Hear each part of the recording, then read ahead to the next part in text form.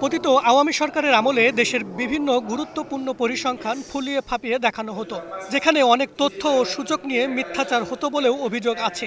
এ অবস্থা থেকে উত্তরণেই অন্তর্বর্তীকালীন সরকার বাংলাদেশ পরিসংখ্যান ব্যুরোর সংস্কারে একটি স্বাধীন টাস্ক ফোর্স গঠন করে।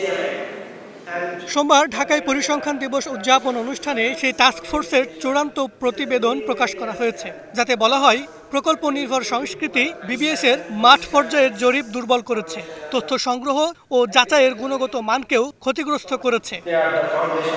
বিবিএস-কে একটি আধুনিক, পেশাদার ও স্বাধীন সংস্থায় রূপান্তরে নীতিগত সংস্কার আনার তাগিদ দেন টাস্ক ফোর্সের চেয়ারম্যান। কোয়ালিটির যে একটা ওয়ান অফ দি কি precondition, one of the pillars, সেটা হচ্ছে একটা quality governance and institutional architecture.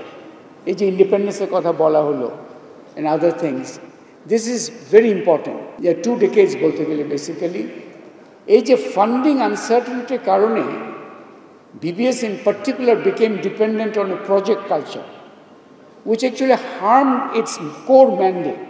Quality statistics produced through these quality pillars will serve Bangladesh, both not just the policy making part, but also the larger society at large. Private sector needs the data to plan its own action. Social actors need their data to plan their action. And government, of course, needs the data to plan its policy action.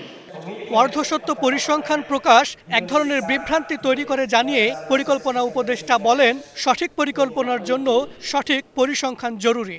কিছু কিছু পরিসংখ্যান যেটা সরকারের অনুকূলে সেইটুকু প্রকাশ করা হয়, আর যেইটুকু পরিসংখ্যান খুব বেশি অনুকূলে নয় সেটা প্রকাশিত থাকে না।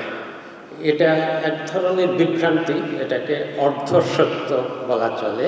পরোক্ষভাবে প্রভাবিত হয়, রাজনৈতিকভাবে প্রভাবিত হতে পারে।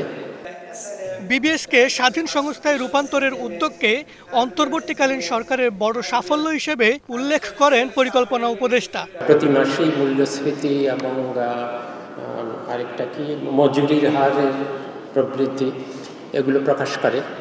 আর সাধারণত এগুলো মন্ত্রী পর্যায়ে এবং অনেক সময় প্রধানমন্ত্রী পর্যায়েও যেত, কিন্তু এই নীতিমালা অনুযায়ী এগুলো বিবিএস নিজেই প্রকাশ করবে, কাউকে আর দেখানোর প্রয়োজন নেই। বিবিএসের এই সক্ষমতা অর্জন হয়েছে এবং এই কনফিডেন্স গ্রো করেছে যে তারা আগের থেকে অনেক নতুন প্রযুক্তি ব্যবহার করে আগের থেকে অনেক ভালো উপস্থাপন তৈরি করতে পারছে।